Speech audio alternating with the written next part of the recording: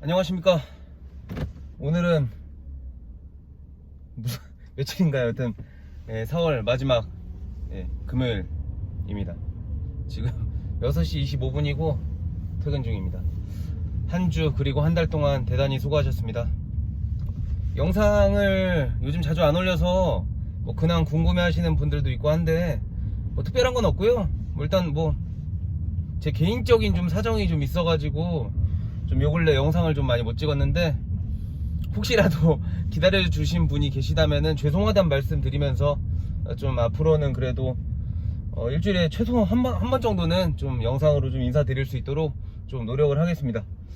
구독자 수가 지속적으로 빠져가지고 이렇게 또 리셋되나 싶었는데 또 꾸준히 기다려 주시는 분들이 계셔가지고 하여튼 감사합니다.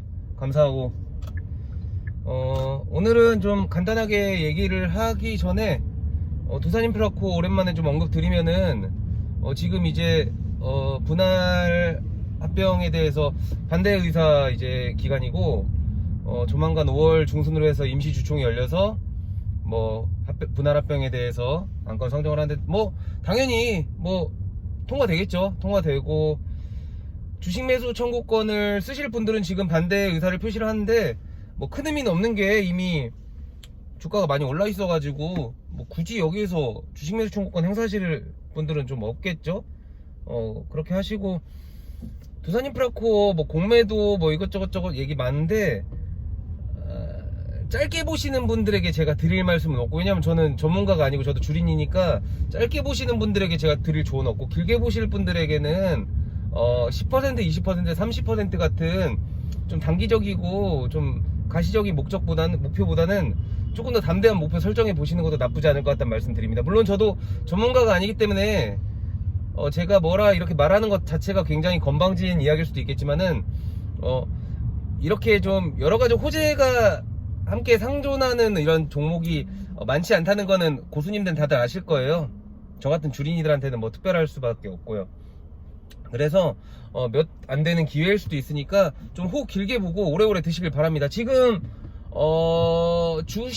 주가가 물려있는 두산 인프라코 주주분들은 많이 없으실 것 같아요. 물론 그래도 물려있으신 분들한테는 정말 죄송한데 지금의 지지부진한 주가는 어찌됐건 강한 다지기가 될 수 있고, 어느 정도 매집이 끝나고 세력이 이제 올린다고 했을 때 지지해줄 수 있는 강한 반등선이, 어떤 지지선이 될 수 있기 때문에 지금 당장 너무 다른 종목들의 너무 어떤 그런 것보다는 지금 가지고 계신 거 너무 잘 가지고 계시니까 쭉 보유하시면은 지금 우리 HMM처럼 좀 모두가 부러워하는 그런 좀 종목이 되지 않을까 좀 조심스럽게 추측해 봅니다. 물론 이건 제 추측이고요.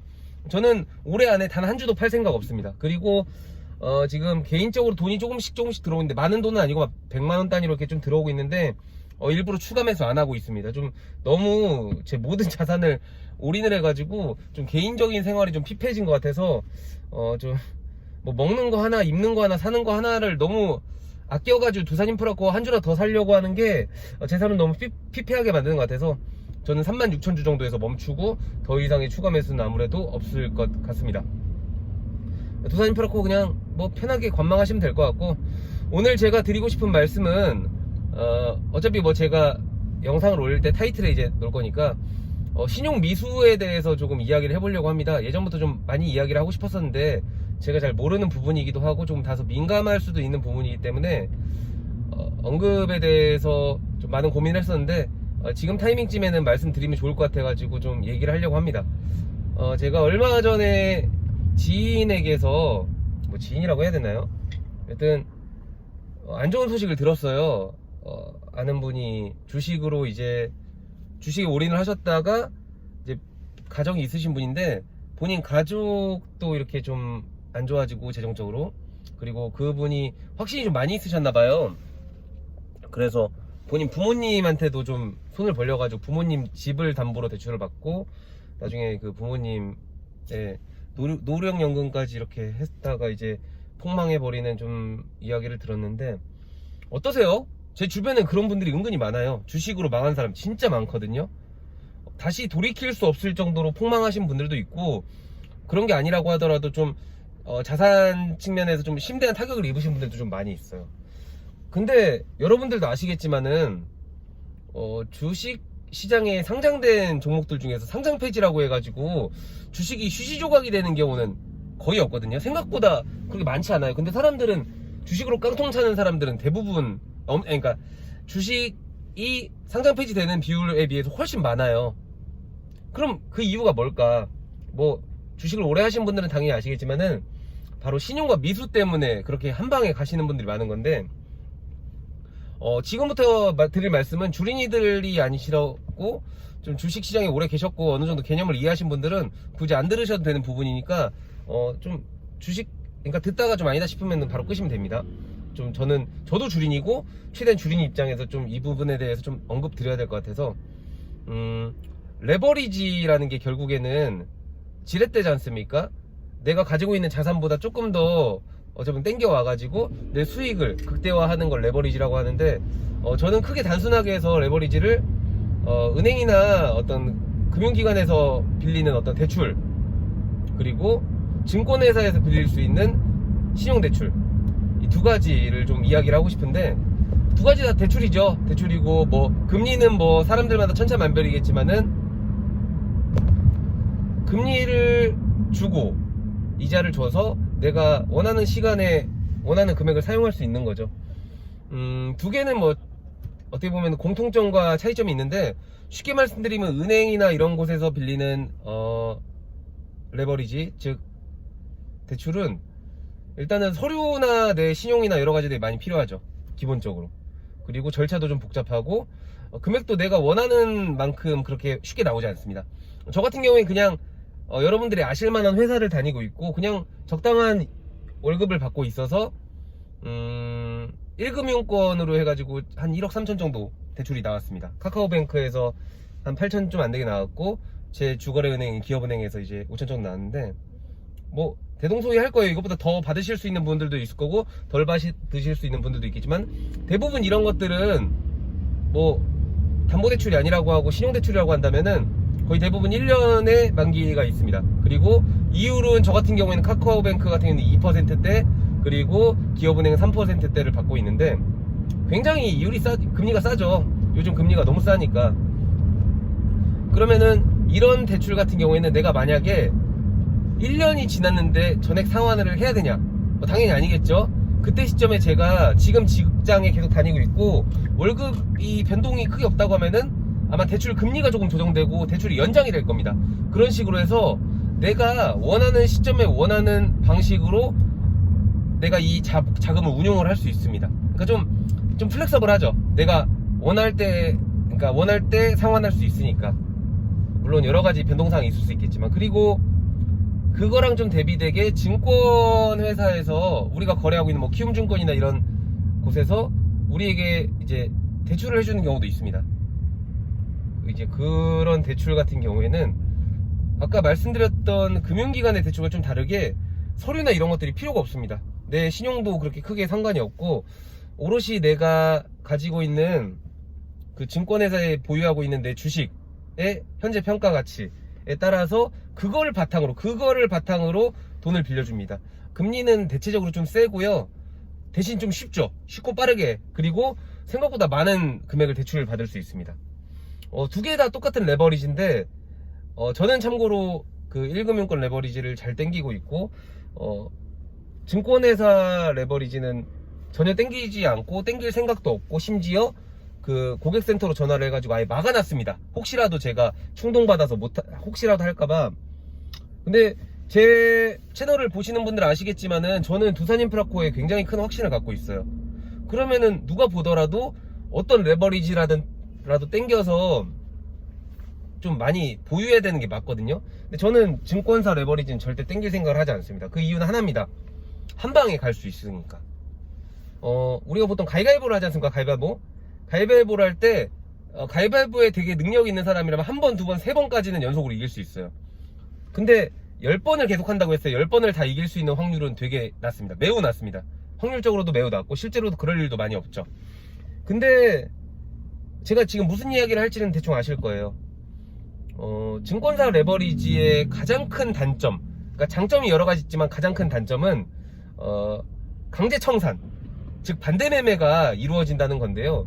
이거에 대해서 좀 쉽게 설명을 드리자면은, 내가 원하지 않는 타이밍에 증권사가 내 맘대로 내 주식을 팔아치우는 겁니다. 좀 말도 안 되는 이야기잖아요. 왜냐면 내가 산 내 주식인데 증권사가 그냥 내 동의도 없이 그냥 팔아버리는 거예요. A라는 주식을 샀습니다. 10,000원일 때 샀는데, 이게 지금 당장은 조금 어렵지만은 분명히 20,000원, 30,000원 갈 수 있는 종목이라고 믿고 있어요. 근데 어디 세력인지 뭔지 아니면 뭔지 모르겠지만은 계속 누르고 있습니다. 근데 제가 만약에 제 돈만 가지고 하거나 아니면은 기본적으로 은행의 레버리지나 이런 레버리지를 땡겨서 조금 시간에 대해서 여유가 있는 종목으로 금액으로 주식을 하면은 이 눌림을 기다릴 수가 있어요. 어디에서 어떤 세력이 어떤 이유에든 간에 이 주식의 정상적인 시장 가치를 방해한다고 하더라도 기다릴 수 있는 충분한 여유가 있습니다. 그런데 증권사 레버리지, 신용은 좀 다르죠. 뭐 미수는 말 아예 안 하겠습니다. 저는 단타는 아예 안 하는 사람이니까. 신용은 좀 다릅니다. 이게 뭐냐면 개념을 좀 설명드릴게요. 예를 들어서 제가 현금 2,000,000원이 있어요. 근데 주식시장에서 어찌됐던 내가 뭐 공부를 하던 아니면 아는 사람이 알려주던 정말 말도 안 되게 완벽한 종목을 찾았습니다. 이거는 조금만 묵혀두면 무조건 2배 이상 먹는 종목인데, 2,000,000원으로 들어가서 4,000,000원에서 2,000,000원만 벌기엔 너무 아까워요. 너무 확신이 있거든. 그래서 2,000,000원 했다가 내가 은행에 대출을 3,000,000원을 받습니다. 그럼 5,000,000원이잖아요. 그럼 5,000,000원을 넣으면 이제 5,000,000원을 벌어서 1억이 되는데, 이것도 조금 아쉽더란 말입니다. 그래서 증권회사 신용도 땡겨요. 아까 말씀드렸다시피 뭐 서류도 필요 없고 되게 심플하게 되거든요. 그래서 그렇게 해가지고 내가 내 돈 2,000,000원 그리고 은행에서 받은 3,000,000원, 그 5,000,000원을 담보로 해서 5,000,000원을 또 빌려요. 그럼 총 1억을 어떻게 보면 투자하는 거잖아요. 이런 식으로 투자를 해가지고 예를 들어 2억이 됩니다. 뜨거운 승리를 한번 맛보는 거죠. 그렇게 해서 이제 어느 정도 좀 증권사 레버리지를 자기가 자유자재로 사용한다 라고 생각하는 찰나에 사단이 터지는 거죠. 똑같은 상황입니다. 내 돈 2,000,000원, 은행에 3,000,000원 했고 증권사 레버리지로 5,000을 땡겼습니다. 1억을 투자했어요. B라는 종목에. 근데 이 B라는 종목이 내가 알고 있는 것과 다르게 지속적으로 하락을 하는 겁니다. 10,000원짜리에 가서 9,000원, 8,000원, 7,000원 이런 식으로 떨어지게 되는데, 갑작스럽게 이 종목이 10,000원에서 5,500원까지 떨어지는 순간에 갑작스럽게 반대 매매가 일어납니다. 증권사가 내가 가지고 있는 주식을 그 시장가로 최대한 시장가로 팔아버리고 거기에서 자기가 빌려준 5,000,000원을 떼고 나머지 예를 들어 한 500만원, 400만원 정도 그냥 주는 거예요. 근데 그거를 우리가 저지할 방법이 없어요. 이거 한두 주만 더, 1, 2주만 더 기다리면은 이거 어떻게든 내가 승부를 볼 수 있어요. 좀만 기다려줘요 라고 하더라도 증권사는 기다려주지 않습니다. 왜냐면은 증권사는 우리한테 돈을 빌려준 근거가 바로 그 주식이거든요. 근데 주식의 그 현재가가 떨어지면은 그만큼 여기에선 상환에 대해서 어떤 강한 압박을 받게 되는 거예요. 미수를 그러니까 우리가 어떻게 보면 파산할 수도 있는 거잖아요. 그래서 그 일정 증거 비율을 산정해 놓고서 그 이하가 됐을 때는 그냥 강제로 그냥 청산을 해버립니다. 그러면은 울며 겨자 먹기로 우리는 증거금을 조금 더 돈을 더 넣는다던가 아니면 우리가 미리 상환할 수 있는 방법밖에 없는 거예요. 이게 무슨 말이냐면은 그러니까 극단적인 예를 들어서 강제 청산을 당해가지고 증권사에서 받은 5,000,000원 상환하고서 내 500만원 남은 겁니다. 그러면은 아까 제가 말씀드렸잖아요. 내 돈 2,000,000원 했다가 은행에 3,000,000원 해가지고 5,000,000원이라고. 그런데 남은 돈이 500만원 밖에 없어요. 그러면 은행에 2,500만원 빚이 있고 내 돈 2,000만원 날라간 거. 이거는 그냥 아주 그냥 되게 심플하고 너무 좀 말도 안 되는 예일 수도 있지만은 이해를 위해서 이렇게 말씀을 드리는 겁니다. 그러니까 같은 레버리지라고 하더라도 예를 들어 그런 거예요. 제가 지금 1금융권 카카오뱅크 예를 들어 1억을 대출을 했습니다. 그리고 그게 말도 안 되는 확률로 휴지 조각이 됐어요. 그 주식이. 그러면은 제가 회사 열심히 다니고 있고 월급 계속 받고 있다면은 힘들어도 계속 상환할 수 있어요. 갚을 수 있어요. 근데 이게 증권사 레버리지를 땡겨버려가지고 그런 식으로 반대매매 청산을 당해버리면은 회복이 안 됩니다. 막 1억 2억짜리 가지고 막 투자하시다가 갑자기 반대매매 청산당하고 한 3,400 가지고 그 주식 하시라면은 하실 수 있으시겠어요? 그러면은 그 3,400 가지고 2배 3배 급하게 만들려고 무리하게 종목을 좀 강하게 들어가다 보면은 실수도 많이 하고 리스키한 종목에 들어갈 수밖에 없어요. 그러니까 투자 스타일이 굉장히 더러워져요. 그러니까 저는 다시 원점으로 돌아오자면은 이런 어떤 위험성을 너무너무 잘 알기 때문에 제가 두산인프라코라는 종목에 엄청난 확신이 있음에도 불구하고 단 100원도 증권사 레버리지를 땡기지 않았습니다. 솔직히 제가 지금 3억 정도 투자했으니까 뭐 5천 1억 정도 더 땡겨서 하는 거 저 큰 부담은 아니에요. 그리고 그렇게 떨어질 것 같지도 않고. 하지만은 저는 제 투자 습관이 더러워진다는 표현은 그렇죠. 제 투자 습관에 그 증권사 레버리지라는 항목이 항상 기회비용으로, 그러니까 옵션 1으로 들어갈까봐 아예 그 맛을 안 보려고 안 하고 있습니다. 여기까지는 그냥 제 개똥 철학이었고요. 여튼 주식 투자 하시는 분들, 그리고 레버리지에 대해서 아직 시도를 안 해보셨거나 아직은 뜨거운 승리만 맛보신 분들은 자만하지 않으셨으면 좋겠습니다. 저도 뭐 마찬가지지만은 주식은 정말로 뭐 돈을 많이 버는 것도 중요하지만은 오래오래 이 시장에서 살아남을 수 있는 게 제일 중요한 거라고 생각을 해요.